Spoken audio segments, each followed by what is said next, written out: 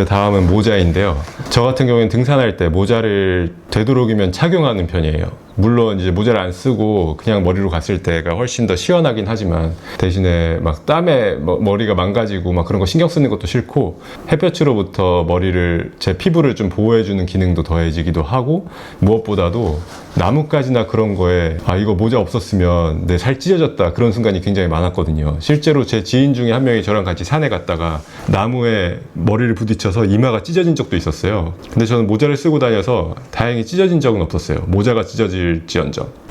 아 이거 너무 제가 아크테릭스만 다 말씀드리는 것 같은데 역시 또 아크테릭스거든요. 근데 이거는 제가 매장에 갔을 때 이 모자를 만져보고 와 나 이거는 꼭 사야겠다 싶었던 게 이 소재가 너무 얇아요.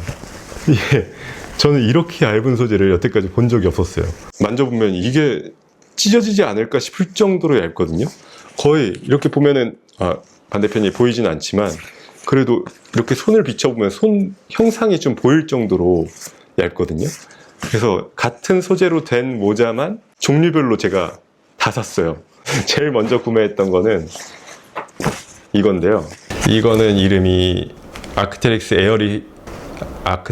에어리어스 쉐이드 햇. 이게 보시면 제가 가진 모자 중에서 이 부분이 챙 부분이 제일 넓어요. 그래서 햇볕이 너무 강하다 싶은 날에는 이 모자를 쓰고 다니거든요. 그리고 여기 보시면 챙 부분은 메쉬로 다 돼 있어서 땀이 많이 나면 이렇게 챙을 타고 땀이 막 내려오는 경우가 있잖아요. 그랬을 때 땀이 빨리 마를 수 있도록 돼 있어요. 이 챙 같은 경우에도 아무리 구겨도 다시 원래 형상으로 돌아올 수 있게 딱 각이 잡히게 이렇게 만들어져 있어서 이 모자가 굉장히 가볍고 구겨도 다시 원형 복구가 잘 되다 보니까 가방에 여분으로 하나 더 챙겨 다니거나 저는 그렇게 쓰고 있거든요. 그리고 여기 턱끈이 있어서 바람이 강한 날에도 이 모자가 잘 날아가지 않아요. 그리고 역시 같은 소재로 된 모자, 이거는 아크테릭스 버킷햇이라는 버전이고요. 이 모자 같은 경우에는 쉐이드햇에 비해서 훨씬 더 챙이 작아요. 쉐이드햇은 챙이 너무 넓어서 약간 시야에 방해되는 감도 없지 않아 있었거든요. 그런데 이거는 그런 면이 없어요. 이것도 마찬가지로 챙이 메쉬로 되어 있고 턱끈이 없는 대신에 뒤에 이렇게 조일 수 있는 끈이 있어요. 근데 저 같은 경우에는 아무리 조여도 약간 고정력이 좀 약하다는 느낌을 받았어요. 그래서 바람이 너무 심하게 불 때는 제 영상 보시면 그런 장면들이 많이 나오는데 바람이 심하게 불 때는 제가 손으로 잡지 않으면 모자가 날아가 버릴 것 같은, 이것도 턱끈이 있었으면 그런 불편은 없었을 텐데 이거는 이 조임끈이 조금 더 조여졌으면 좋겠다. 대신에 이건 진짜 제가 많이 사용하거든요. 이건 특히 쉐이드햇에 비해서 훨씬 작기 때문에 그냥 사용하지 않을 때도 이렇게 구겨서 가방 한쪽에 넣어두면 언제든지 꺼내서 쓸 수 있거든요. 이렇게 놨어도 이렇게 구겨도 피면 원래 형태대로 돌아와요. 그래서 이건 진짜 제가 가장 추천하는 모자입니다. 아크테릭스 에어리어스 버킷햇. 그래서 이거는 너무 마음에 들어서 검은색도 구매했어요. 그래서 요즘엔 검은색을 더 많이 쓰고 다니는 것 같은데 둘 다 색도 마음에 들고 아무튼 제 최애 모자입니다. 그리고 역시 같은 소재로 된 캡 모자인데요. 이거는 아크테릭스 노반 레귤러 브림 햇이라는 제품이고요. 대신 이건 챙은 좀 더 딱딱한 느낌이 들고 캡 모자다 보니까 그래도 일반 캡 모자에 비해서는 훨씬 더 부드러워요. 이거를 구기면은 원형 복구는 잘 안 될 것 같은 재질이에요. 이 챙 안쪽에는 메쉬 소재는 없고요. 뒤에는 조임끈이 이렇게 돼 있는데 이것도 마찬가지로 조임끈이 끝까지 안 조여주는 느낌이 있어서 바람이 많이 불 때는 잡고 다녀야 되기도 했었어요. 일상생활에서도 그냥 쓰고 다닐 수 있을 정도로 굉장히 캐주얼한 그런 모자입니다. 아크테릭스 같은 경우에는 삼계절용이나 아니면 겨울용, 동계용 제품들 같은 경우에는 제가 그렇게 막 가격 대비 성능에 만족을 하진 못했거든요. 몇 개 구매했다가 그냥 별 장점을 못 느끼겠어서 반품한 적도 몇 번 있었고, 아크테릭스는 그냥 돈지랄이다 막 그런 생각을 하고 있었는데 여름이 돼서 여름 옷을 뭐 살까 하다가 평이 좋아서 아크테릭스 제품들을 하나씩 사다 보니까 와 진짜 아크테릭스는 여름 옷이 진짜구나라고 느끼게 됐었어요. 삼계절용이나 동계 제품은 아크테릭스가 하나도 없어요.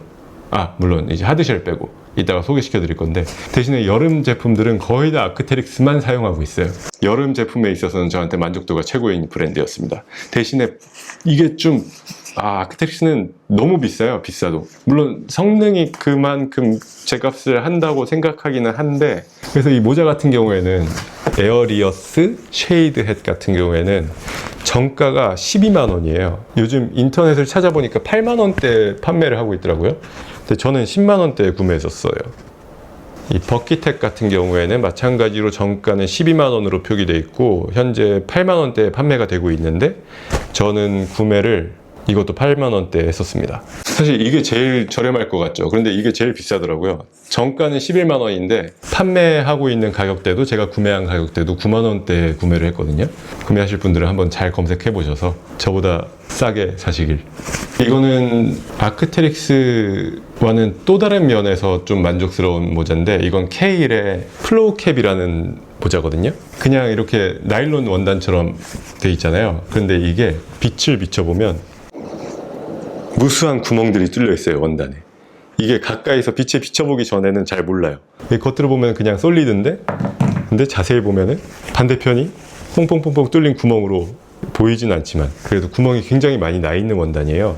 그래서 원단 자체는 좀 아크테릭스 이런 제품들에 비하면 두껍고 무겁긴 해요. 근데 이거는 장점이 아크테릭스는 원단은 얇지만 이게 통기성이 좋진 않거든요. 그래서 열 배출은 굉장히 잘해주지만 땀이 좀 차는 느낌이 있었어요. 그런데 이 케일 플로우 캡 같은 경우에는 이건 반대예요.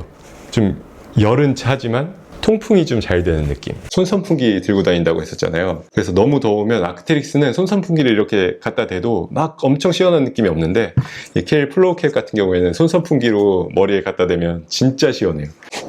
이것도 그냥 일상생활에서 이렇게 사용할 수 있을 정도의 핏을 갖고 있고 마찬가지로 조인끈이 있고 별다른 특장점 없습니다. 이건 좀 챙이 엄청 단단한 편이에요. 그래서 간편하게 수납하기에는 아크테릭스 모자들에 비하면 좀 안 좋긴 한데 이 원단을 제외하면 좀 더 일상용에 가까운 모자인 것 같아요.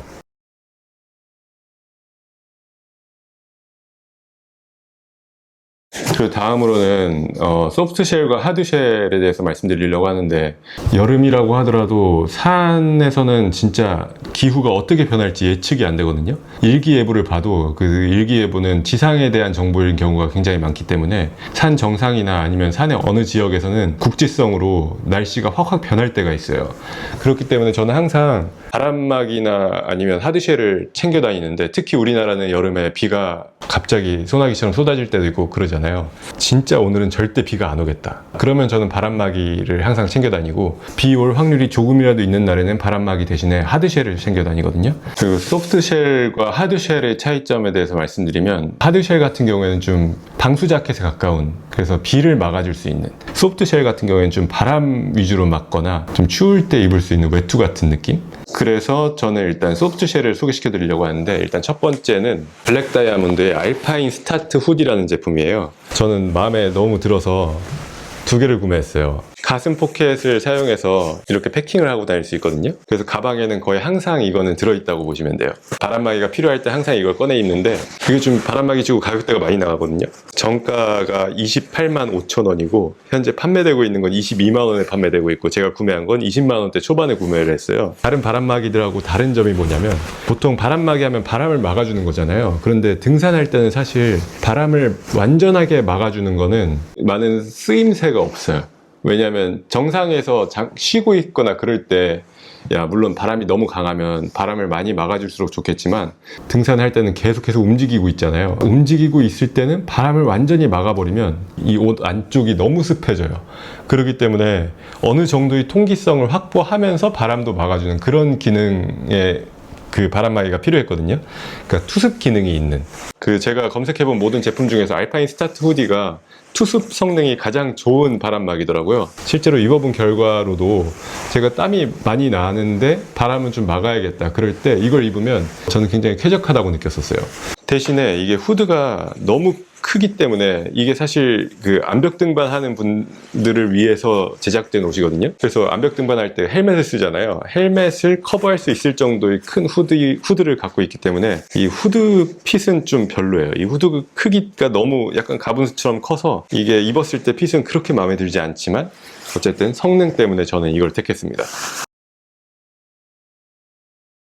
저는 비 올 확률이 조금이라도 있으면 하드쉘, 그러니까 방수 자켓을 꼭 챙겨 다니는데 꼭 챙겨 다니는 이유는 여름이라고 해서 저체온증에 안 걸리는 게 아니거든요.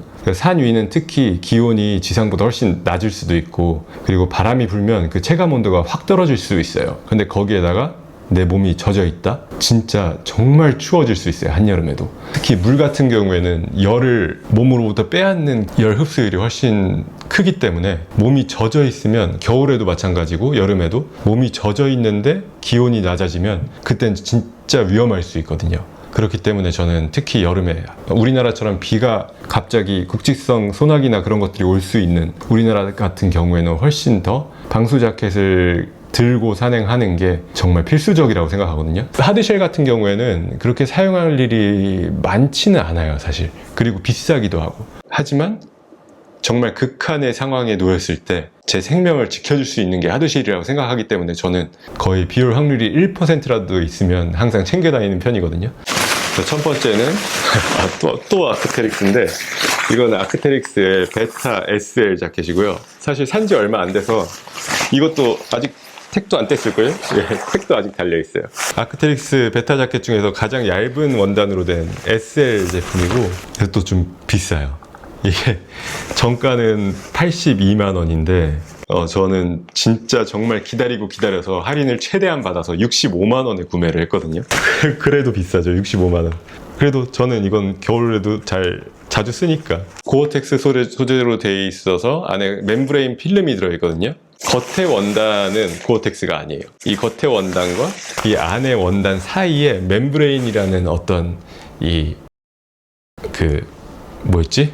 플라스틱 같은 폴리 재질인가? 그 재질을 이렇게 쭉 늘렸을 때 미세한 구멍들이 생겨요. 그래서 그 구멍들이 미세하기 때문에 물 분자는 침투를 안 시키고, 대신에 이걸 입었을 때 안에 몸에 수증기가 있잖아요. 그래서 그 수증기 입자들은 밖으로 배출해주는, 투과시켜주는 그런 기능을 갖고 있는 게 그 멤브레인 소재를 활용한 게 고어텍스 자켓이거든요. 그래서 이거 같은 경우에도 고어텍스가 사용된 제품이고, 따로 패킹이 되지 않아서 전 그냥 모자에 후드 부분에 이렇게 쑤셔넣고 배낭 어딘가 이렇게 처박아 놓는데, 아까 보여드린 알파인 스타트 후디 이 크기 비교되시나요? 비가 안 오는 날에는 저는 알파인 스타트 후디를 챙겨 다니고, 비가 올 확률이 있을 때는 이 고어텍스를 무리해서라도 챙겨 다닙니다. 제가 아크테릭스 전에 사용했던 거는 이 제품인데요. 이거는 블랙 다이아몬드의 하이라인 자켓. 이것도 마찬가지로 고어텍스가 사용되진 않았는데 멤브레인 소재가 들어있는 방수 자켓이에요. 방수 성능은 이건 2만이라고 되어 있고, 방수 투습이 이게 아크테릭스랑 사실 방수 측면에 있어서는 그렇게 큰 차이는 없어요. 고어텍스에서 개발한 멤브레인이 특허가 풀리면서 이제 여러 브랜드에서 똑같은 방식으로 멤브레인을 제작할 수 있게 됐거든요. 그래서 이거는 블랙 다이아몬드에서 자체적으로 개발한 BD 드라이라는 멤브레인으로 된 소재를 사용한 자켓이에요. 그래서 그런 소재들이 이제 굉장히 여러 브랜드에서 많이 나오고 있어요. 그냥 멤브레인이 사용됐다고 하면 일단 방수 성능은 어느 정도 보장이 됐다고 보시면 돼요. 물론 원단의 그 등급이나 그런 거, 고어텍스 내에서도 내수압이나 투습도가 원단에 따라서, 종류에 따라서 많이 달라지거든요. 근데 그것과 마찬가지로 어느 회사가 얼마나 잘 개발을 했느냐에 따라서 그 방수 내수압과 투습도가 좀 차이가 나긴 할 거예요. 그런데 일단 기본적으로 방수 성능만을 원하신다면 다른 브랜드에서 나온 멤브레인 소재로 된 자켓을 구매하셔도 무방하다고 생각해요. 마찬가지로 이렇게 겨드랑이에 핏집이 있고요. 그리고 나머지 다 비슷해요. 이게 아크테릭스에 비해서는 한 20g 정도 더 무거워요. 이건 360g이고 이거는 정가가 많이 올랐더라고요. 제가 구매할 때 40만 원대였는데 지금은 52만 원대에 판매되고 있고, 저는 이거 구매할 때는 한 28만 원 정도에 구매했어요. 근데 이거는 한 가지 단점이, 제가 한 3번 입었나? 그때부터 배낭과 접촉되는 부분에 보풀이 올라오기 시작하더라고요. 그래서 이 보풀이 약간 좀 심해요. 이 겉에 사용된 소재는 브랜드마다 또 다르거든요. 블랙 다이아몬드에서 사용한 이 소재가 좀 보풀에 약한 것 같아요. 이 겨드랑이 쪽에도 보풀이 이렇게 심하게 돼 있고, 그 외에도 방수 자켓은 저렴한 라인도 훨씬 많이 있어요. 블랙 다이아몬드 하이라인 같은 경우에도 저거보다 더 아랫등급인 스톰라인 자켓도 있고, 가장 많이 입으시는 것 같은 파타고니아의 토렌트 쉘. 그런데 방수 자켓이 그렇게 사실 사용 빈도가 그렇게 많지는 않으니까 뭐 다이소에서 파는 판초 우이나 그런 거라도 챙겨가시는 거를 저는 적극 추천드려요. 일단 방수만 되면 되는 거니까. 네, 이렇게 해서 제가 자주 사용하는 제품들은 다 소개를 시켜드리는 것 같고, 저도 여름에 진짜 힘들거든요. 차라리 겨울이 나은 것 같아요. 추우면 껴입으면 되는데 여름에는 뭘 해도 덥잖아요. 그래서 이 힘든 무더위 여름 대비 잘 하셔서 안전하고 재밌는 산행 하시길 바라겠습니다.